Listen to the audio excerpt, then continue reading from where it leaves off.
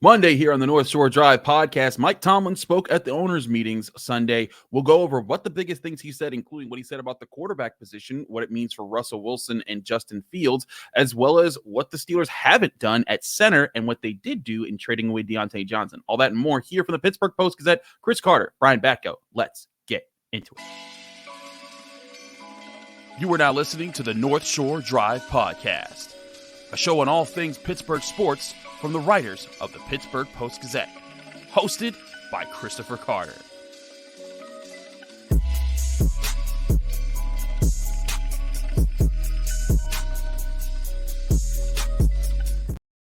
Hello and welcome to the North Shore Drive podcast from the Pittsburgh Post-Gazette. I'm Chris Carter. He's Brian Batko. We're talking all things Steelers today on this Monday episode here on March 25th.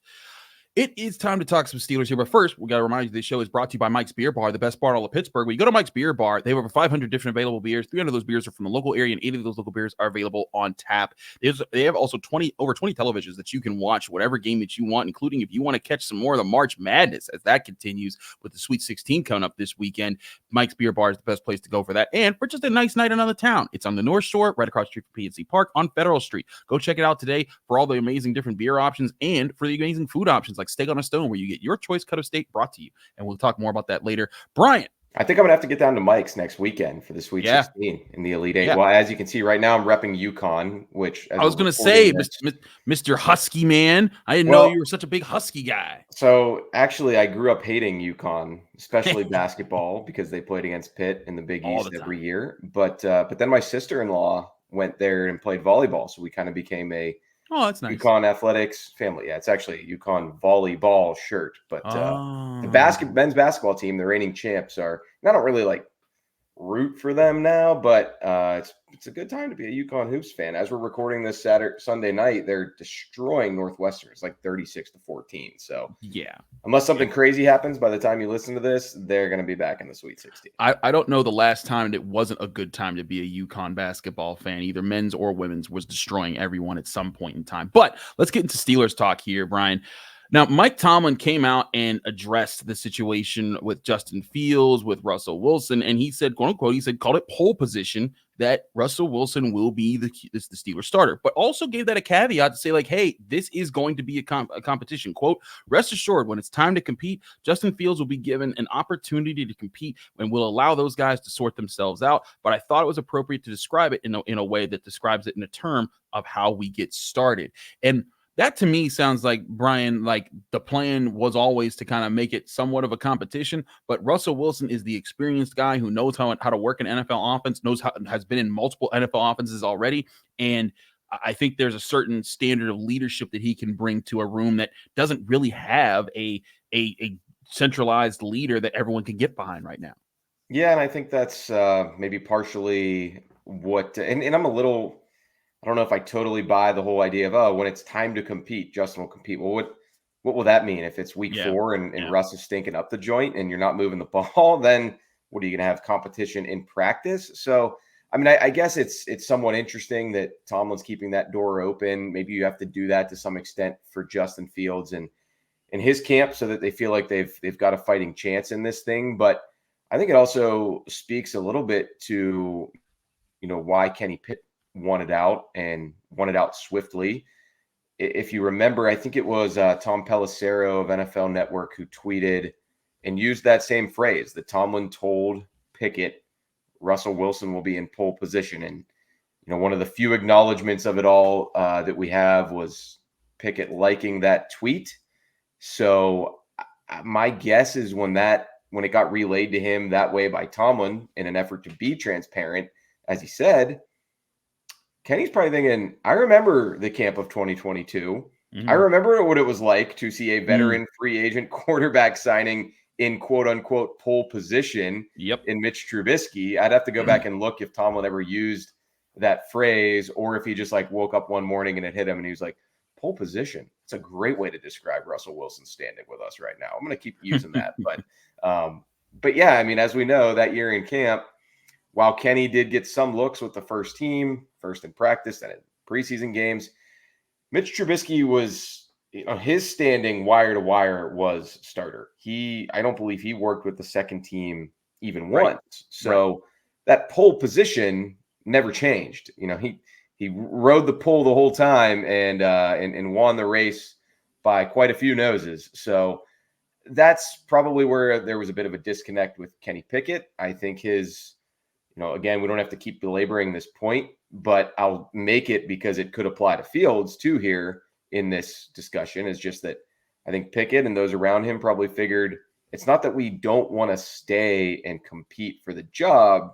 It's that we think there's not going to be an actual opportunity to compete for the job. Yeah, I get that. I think I hear that's certainly part of it. Here is the idea that this is a faux competition. This is not something that's actually going to happen. This is going to be, hey, we're saying you're competing, but the guy who's the number one is the number one, and there's not much unless he messes it up. That's when your competition opens up. And if Kenny, how do you do that in training camp in preseason? Like I can't even really picture what that would look like if Russell Wilson's getting picked off by Luke Barku and Miles Killebrew and Latrobe and just looks like he's completely washed. I mean, I guess that would be a major red flag, but at the same time, he'd probably be talking to us afterward and saying stuff like, yeah, I'm getting to learn my guys. We're working on our timing, routes, new offense for me.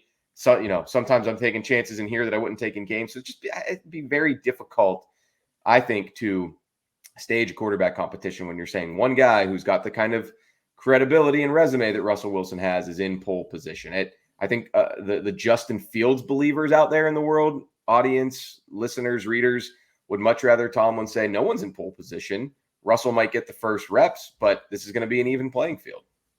Yeah, and here's the thing is that I think that part of this too is it goes back to like the Russell Wilson, in a lot of respects, should be the guy who at least he has the higher ceiling right now as the guy that's been in the NFL, knows what's expected, and we know how valuable the Steelers see a guy like he talked about. It's also like the 365-day part of this is he knows how to be a quarterback from start to finish in a year. That's something the Steelers value is, do you know what's expected of you, not just on game day, not just, in practice, but, all throughout the year. And that makes sense for him getting that. But the question will be then, how much of a leeway does Russell Wilson have to make mistakes before a Justin Fields? Like, do we see a situation where Steelers fans are chanting for Justin Fields in week 2 and 3, like Probably. They were last year when it was Mitch Trubisky and they were chanting for Kenny Pickett. Like, if that becomes a situation, how long is Russell Wilson's leash versus what Mitch Trubisky's was? Yeah, and I mean the stuff about Russ knows how to be a quarterback all year round and whatnot, like that might just be some Tomlin rhetoric. Justin Fields is not a second-year guy. I mean, he said 3 years. Right. He's going into his 4th year in the league. So that part of it's a little odd to me. But I guess Tomlin also kind of laid out that, they were interested in both of these guys in the offseason, which, a lot of us, look, I'll say it again. I've said it on the show before. I was wrong. I would misinterpreted how they were looking to operate and move this offseason. And in large part, it seems like it was a lack of confidence in Kenny Pickett that drove that. And, again, that was their stated belief in him.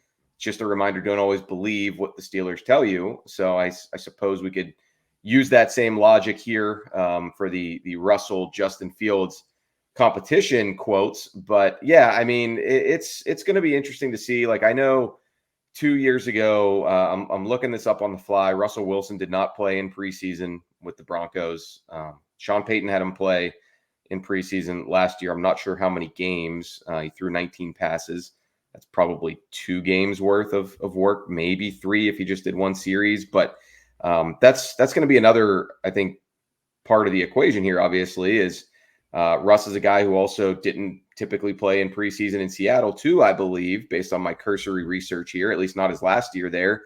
So, if he's going to be part of this and Tomlin's going to kind of hold him to the standards that he has quarterbacks in the past, then he's probably going to have to get out there, suit up in the exhibitions, show what he's got. And that maybe could make things a little bit interesting between him and Fields if, say, Russ is not looking good and Fields is tearing it up. But again, if he's not getting a chance to play much with the first stringers against real players on defense, you're going to be taking it all with a grain of salt anyway. Absolutely. I want to talk about other things that Mike Tomlin did other than just quarterback, because he addressed quite a few things. We'll do that here on the North Shore Drive podcast from the Pittsburgh Post-Gazette. But first, I want to remind you this show is brought to you by Mike's Beer Bar. If you had a chance, you might have been able to watch the Duquesne Dukes at Mike's Beer Bar when they pulled off their first round win. That was an awesome experience just to see from the perspective of PPG Paints Arena when I was covering that night, and everyone was reacting to it there in that arena. But if you were at Mike's, you probably had a special night too. Mike's is a great place to take in all sporting events, though, whether it's the Sweet 16 or whether you're getting ready for the NFL draft. We're also having a live NFL draft show at Mike's Beer Bar coming up, so go check that out when that happens. But at any point in time, if you want great beer, just go to Mike's Beer Bar. They have over 500 different available beers. 300 of those beers are local, and 80 of those local beers are available on tap. You can check them out at any point in time and get your great experience there. They also have great food like Steak on a Stone, where you get your choice cut of steak brought to you on a heated stone. Every time you cut off a piece, press it into the stone, and you choose how well done you want every single bite. It's Mike's Beer Bar, the best bar in all of Pittsburgh. When you get there, tell them Chris sent you.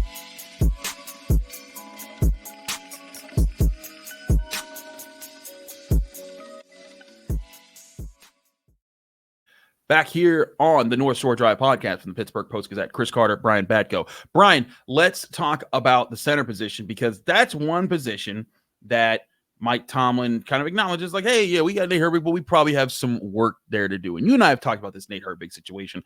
That ain't real. Like, if Nate Herbig's the starting center next year for the Steelers, good luck. Like, that's just not good. That's not going to be something that you want to have happen. The Steelers are probably going to invest in the position, but he also acknowledged there's only a couple to a few players in this draft class at center who are plug and play type of guys, and that kind of puts us a sense of urgency on the Steelers to solve that in the draft, or make some other move that might address the center position somehow before then. But most of the free agent centers have been gobbled up. The ones that are left are kind of like the candidates. You're not sure if they're going to stay in the NFL because of injury concerns, or they're not good enough to be a starting center. What do you read about what the Steelers are kind of laying down about what they have to do for this offensive line? They're making it pretty clear and obvious that they've got to get a center early in the draft. Maybe they've got some hidden gems that, Andy Weidel or somebody in their scouting department who's crunching the film right now, even as we speak, is saying, we're circling, center X, who's projected by most people to be a 4th, 5th round guy. We think he can be a day one starter. So, I mean, that's possible. But if that's not the case, then yeah, you're probably going to have to use your 1st round pick on Jackson Powers Johnson, or you're going to have to hope that Zach Frazier falls to the 2nd, or maybe Cedric Van Pran from Georgia. So they are, painting themselves into a bit of a corner in terms of how they're going to spend these draft picks. Maybe they don't particularly care if the rest of the league knows, because they've got pick 20. Positional value wise, centers don't typically go that high. So they might just think that's fine. It's going to work out. We're going to get the guy that we want. But yeah, I mean, the Herbig thing never really aligned to me. I've been saying on the show for months now that he's just not a center. And I think Mike Tomlin brought this up when he was also asked about Broderick Jones down in Orlando, and in terms of him staying at left tackle, or going back to left tackle, or staying at right, and said something like, we've got a lot of player acquisition still to go. Where guys end up is often determined once we know all the personnel on our roster. And I think you can sort of argue with that a little bit. I mean, I get what he's saying. You want to get your best 22 out there. You want to get your best 11 on offense. You want to get your best 5 on the O-line. But I think there's also something to be in position flexibility helps you do that. But I think there's also something to be said for, if you've got a player who's played left tackle all his life and has told us before, and probably you, that that's where he's most comfortable, then maybe some of your player acquisition should go toward investing in getting that guy where he's best at, or at least feels he's best at. I agree. And another thing too is that Mike Tomlin, when asked about Arthur Smith, he said, "quote I respect his approach on I respect his approach on the ball. His values are very evident. Looking at his tape, they are aligned with things that we value, controlling the game through our bigs and building from there." If they're going to control the game through their bigs, Brian, I feel like they should make sure they have a starting capable center and a better left tackle than Dan Moore Jr., which might be Broderick Jones. But if it's Broderick Jones on left, having another option on the right tackle position. So that tells me that, saying they have more acquisitions to make here, those acquisitions, Patrick Queen, Awesome addition at linebacker. Diontae Jackson, we'll get to him in a second here with the whole Diontae Johnson talk. Some of the additions, really interesting moves. The quarterback situation, they've completely flipped around from where it was. Like, they've certainly been busy. But the one group that was supposed to be the premier group that was going to say, hey, Arthur Smith's offense works for the Pittsburgh Steelers was the offensive line. And they have not addressed that yet. And that, to me, you're painting yourself into a corner in the NFL draft unless there is some other move that we just don't see coming right now. Yeah, I just pulled up the list of still available free agent centers. This is from SpotTrack.com. So if any of these guys have been signed and they missed it, blame SpotTrack, not me. But Cody Whitehair, he's 31, former Bear, played with James Daniels and Mitch Trubisky there in Chicago. I think he's also played a lot of guard in recent years too. Connor Williams, he's young, he's 26, but coming off a season-ending injury for the Dolphins, but was a pretty good player for them until he went down. There's some who speculate that he could be done for his entire career. That's not good. That's not what you want to hear. It doesn't seem like a guy who's going to be up and at him for August training camp. And then the last guy that has kind of been on my radar, Brian Allen, former Rams starting center. He actually lost his job to Coleman Shelton for the Rams last year, and that's who started when the Steelers played him, and Shelton's now in Chicago. So I don't know what's going to go on there if Allen finds his way back to LA, but he's at least somebody who's been there and done that. So, yeah, I mean, there's just very few realistic options at this point for a center who can be, a good enough starting caliber player that can help you sort of dominate up front the way they want to do with Arthur Smith as their play caller. Yeah, I think that's the predicament they're in right now, man. Like, they have to. Guys, I guess you could wait until after the draft. All right, the Stars did the opposite of aligning. We didn't get Jackson Powers Johnson or Frazier, Van Pran. We had to settle for a guy in the 4th or 5th round. Let's bring back like Mason Cole or something if he's still unsigned, and hope for the best. Basically, hope this rookie is ready. And if not, what are we going to do? So, or if not Cole, if that's just, leaves a bad taste in your mouth, someone like a Cody Whitehair or an old friend like JC Hassenauer or whatever, those are emergency options, I think. Yeah, that would not be ideal for a group that it would be different if this team had a lot of other things going for it. And it does have other things going for it. Like I'm not saying like this roster stinks as is right now. They certainly have things that work in their favor. But when this team is the reason you got this offensive coordinator was to run the football. And if you're going to run the football, you need a really good offensive line. If you don't have a good center, that really dampens the chances of you having a really good offensive line, especially in running the ball when you need the center to control the middle of the line of scrimmage. So I get what you're saying, Chris. It would be different if this wasn't a team that was leaning so heavily into the run first identity with the way they've been built and now the coaching staff. And same thing that we just said. And I guess if through out all those kind of retread names that I threw at you, at that point maybe you would just try Nate Herbig there and hope guy who's never really done it can develop into that because of his strength and everything. But a lot of that also just does apply to left tackle still. I mean, Dan Moore is somebody who he can hold it down. He's solid. He's done it. He's experienced. He's kind of seen it all 3 years in, but has he ever been really the kind of road grading dominant player that you want on that side? I would argue probably not. And that's why you've been looking to upgrade him over him for at least 1 year and now maybe 2 in this upcoming draft. Yeah, that's where I see it would be really interesting to see how they plan to address these situations because there's not some easy, just replaceable answers on the roster right now. Unless you want to maybe Dylan Cook or Spencer Anderson is just going to show up yoked to OTAs and be like, I'm the right tackle now. All right, let's go. We're throwing people out of the club in the AFC North. Oh boy, we'll see what other moves they make. But we also want to talk about something else that Tomlin addressed, and that was also the Diontae Johnson trade. We'll discuss that on the next here on the North Shore Drive podcast from the Pittsburgh Post-Gazette. Stick with us. We'll be right back.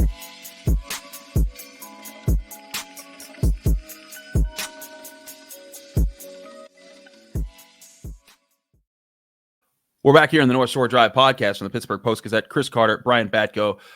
Let's get into what Mike Tomlin said about the Diontae Johnson trade because this was kind of interesting because he addressed it, and of course the Steelers looking looking at how they were going to do things moving forward. They were asked about things moving back, and Mike Tomlin said that Diontae Johnson being traded away wasn't necessarily a move about him not like, he didn't request that. It wasn't a displeasure thing with the Steelers itself. It was just a need for need. They needed a corner, and Diontae Jackson was an answer for them, and the Panthers needed a wide receiver. And it was simple as that, and they moved up from a 4th to a 3rd round pick. But Brian, I'm sorry. The move here also creates a hole at the Steelers wide receiver position. Granted, this is a great wide receivers draft class and a chance to get that, and Diontae Johnson contract runs out this year, so that kind of makes sense. But I feel like the return on Diontae Johnson isn't what you expect for a guy of his caliber, especially when, I was getting phone calls from like radio stations in Buffalo who were like, hey, are the Steelers interested in trading Diontae Johnson because he'd be really a great fit in Buffalo? And I'm sure if they're thinking that means the Bills are thinking like that. And we've heard reports that the Chiefs were thinking like that. And I imagine they might have paid a little bit better than number 2 corner and swapping a 4th for a 3rd. So that being said, Brian, do you buy what Mike Tomlin's saying about Diontae Johnson's trade situation? Not really, no. I mean, unless they like Diontae Jackson a lot better than us and people around the league who have, watched him play since his injury a couple years ago and think that he's kind of cooked. So, I mean, I think there is reporting on them potentially trying to trade for him last year at the deadline, and then he's just a guy they've had their eye on for a while. But man, no, I think when you just look at the two players, Diontae, I think gets overrated at times, but he also gets underrated at times too. So we know how good he is at getting open, and he put the drops behind him. I always think it's corny when people continue to bring that up with regard to him. But just from stuff I observed and heard, I don't know if he was very happy here. I don't know if the Steelers were very happy with him here. And it was yet again tonight, Sunday night, after Tomlin speaks at the owners' meetings in Orlando, Diontae Johnson is tweeting again, sort of cryptically as always. And, his first one was about somebody fumbling something. And I think a lot of Steelers fans just assumed he's talking about himself and the Steelers letting him go. But then he, claps back with the old, I love my time in Pittsburgh regardless, but fans are nuts. They think everything I tweet is about them. It's just like, it's always something. There was always some unnecessary drama, and it's just like, what are we really doing here? But no, I think it's twofold. I mean, I think number one, their relationship had just kind of run its course, and he's going into the last year of his deal. They got Diontae Jackson to take the pay cut. That's the funny thing. Tomlin says, it was a player for player trade. So, but then they do move up in the draft. They do get Jackson to take less money. It's like everybody knows what was going on here. One player was traded for a worse player, most likely. And, there was some value exchanging hands accordingly. But, you alluded to it, Chris. Like, I just think I'm seeing the future here. And I've been on record saying I don't think the Steelers are going to use their first round pick on a wideout. We just went through all the center and tackle issues. So I think you've got to invest in the O-line again there still. But day 2, round 2 or 3, I just think it's a slam dunk that they're going to get, because I think there are 15 plus receivers in this draft who can play right away and help you. So I've seen the future, and at that Saturday, 6 o'clock, 7 o'clock, whatever it is, presser on the south side after the Steelers have made all their picks, Mike Tomlin and Omar Khan are going to come in, and they're going to get asked about taking whether it's Ricky Pearsall or Xavier Legette or, whoever, Xavier Worthy in round 2 or 3. And they're going to say, yeah, we always knew we wanted to do this. This is a historically good receiver draft class. We knew that when we traded Diontae, like, this was the plan. So I think it's making more and more sense to me with each passing day that I look at all the receivers that are going to be on the board next month. I think that's certainly going to be the part of the situation the Steelers expected, was to be able to get a receiver that was really talented. And I think they'd probably say everybody that's like, spending big money on receivers this offseason, like, what do you think? I mean, I get NFL experience. You can't always project from college to the pros. You feel better about getting someone who's done it at this level, but man, the value, if there's one thing we learned about Omar Khan and the Steelers this offseason, they crave the value. you're going to get good value out of this rookie receiver class, I think. Absolutely. And we'll keep a monitor on all those situations. Now I want to switch to another topic here, Brian, and just switching away from the Steelers real quick. March Madness real quick. So we saw the Duquesne Dukes. They got their inspiring win. I want Brian Batko to explain to everyone who he picked to win it all in his Post-Gazette March Madness bracket and how that's working out for him. It's not working out great. I'll tell you this. I think I'm in 3 bracket competitions. Okay. And pretty much I don't fill out different brackets for each one, but I did change the champion for each one just to give yourself a couple more bites at the apple. Like, I'm not greedy. I don't need to try to win all 3, but if I could win one, that'd be nice. And you get so many more points for picking the correct winner. You are talking to the reigning Post-Gazette bracket poll champion from last year, because I think I picked UConn to either go all the way or at least go to the championship. And not many people had that as a 4 seed. So in one of my 3 brackets, and it just so happened to be in 2 of them, I have Purdue and Arizona. Looked good getting to the Sweet 16. Just so happened in the Post-Gazette one with you, Abby, Noah, Chris Dell, a lot of other folks, Jason Mackey, I picked Kentucky to win it all. Woof. And safe to say, no, there won't be a repeat of me in the PG poll this year. I'm dead on arrival here with the Wildcats. John Calipari. You know what? Part of my thought process, if you read any of the Post-Gazette coverage last week, Sure. Noah had some good stories on him. Calipari seemed so loose coming back home to Pittsburgh, Trey Mitchell and Adu Thiero, Pittsburgh kids on the roster. I'm like, man, he's watched the film. He's studied Oakland. He knows his guys are ready to go. They're going to wipe the floor with the Grizzlies and then beat NC State probably in the second round. No, maybe he was too loose. They laid an egg, and I'm the victim of it. Certainly. But a lot of people were victims of Kentucky. I think I had them going to at least the Sweet 16 this year. That was certainly a hurt piece. I went with the chalk and I picked the UConn, and I'm currently tied for second in our league. So I'm doing pretty good in our pool right now. But all that being said, March Madness has been insane. Brian, you've had your share of covering college basketball and keeping up with it. What did you think of Duquesne's run to end this season? Oh, I loved it. It's kind of a dormant Duquesne basketball fan. I don't want to say I'm a bandwagoner or a front runner. I mean, I kind of am, but I did root for them going up. I did go to games occasionally. Back when, it was at the Palumbo Center. I have not been to the Chuck Cooper Fieldhouse yet. I'd like to go. 2 kids. It's hard to make it out. I will prioritize a Duquesne game next season because they've got some juice at this point. But no, I used to go back in the day with who were some of the dudes they had? McAllister, one of their guards, I think was from West Mifflin or Duquesne High School. They actually had a big dude who his mom was my second or third grade teacher. John Pollock was his name. I think he went to Highlands High School. So I've got some deep cuts. I've been riding with the Dukes for a while. They obviously haven't given fans too much to love, but this March was different.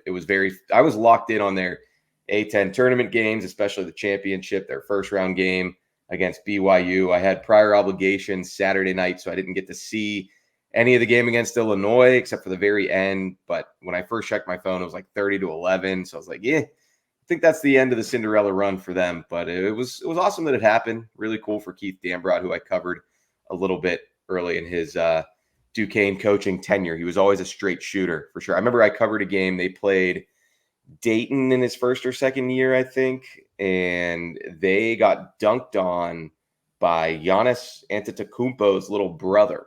Whoa. Kostas Antetokounmpo played for Dayton, and Duquesne got dunked on by him, and Duquesne's big dude shoved him going back up the court. And I asked Dambrot about that after the game, and he's like, I think it just says Duquesne's not going to get punked anymore. We're not going to just be the little brothers of everybody in the A10. And that was 2017, maybe. So they've had a lot of ups and downs since then. And it took 7 years, but they were nobody's punk in that league this year. They won it, made March Madness, won a game, and gave a lot of people great memories. I just wish they could have gotten to the Sweet 16 for all the Duquesne staffers and fans who were held back in Pittsburgh because they were hosting too. So of all the years for them to make it, it was a year that PPG Paints Arena was hosting first round games and often at the same time as the Dukes were playing. Yeah, certainly. It was an exciting run for the Duquesne Dukes. It's still exciting March Madness basketball all around. Whereas we won't be on hand for those games. We'll keep you apprised of them here with all of our different podcasting shows here as well. We've got Pip Mailbag tomorrow coming out. Noah House is moving on from the beat, so it'll just be me this week, but then we will have Abby Schnabel on next week. Noah. Yeah, yes, pour some out for Noah. He's going out to the Pirates beat, doing his thing there. But we will have you stay tuned with all of our shows here on the Pittsburgh Post-Gazette. Remember, we're daily here with all the different shows we produce, and we are Monday, Wednesday, and Friday with this North Shore Drive podcast. We're back Wednesday talking more Steelers here. And I might have to go to Mike's Friday night for my neighbor across the street's a big Tennessee fan. He's from Cookeville, Tennessee. The Vols are still in it, so and they got Creighton. That's going to be a great matchup. That's going to be I think those are two of the best teams in the country. It's tough bracket luck for them that they see each other in the Sweet 16, but they're both very good. And I think is that Purdue or no, maybe Houston. No, Purdue's down there in that. Oh yeah, so Purdue in there. Yeah, that is a grinder of a bracket. Oh boy, so it's gonna be fun here. We'll keep you abreast on all the things here, sports from the Pittsburgh Post-Gazette on your favorite podcasting apps or on YouTube. Like this video if you enjoyed this one. Subscribe for all of our daily content as well as the Monday, Wednesday, Friday episodes of the North Shore Drive podcast. Thank you for tuning in to another episode of the North Shore Drive podcast from the Pittsburgh Post-Gazette. If you watch this video on YouTube, please like the video and subscribe to our channel. For all the sports coverage from the Post-Gazette that we have to offer, visit post-gazette.com.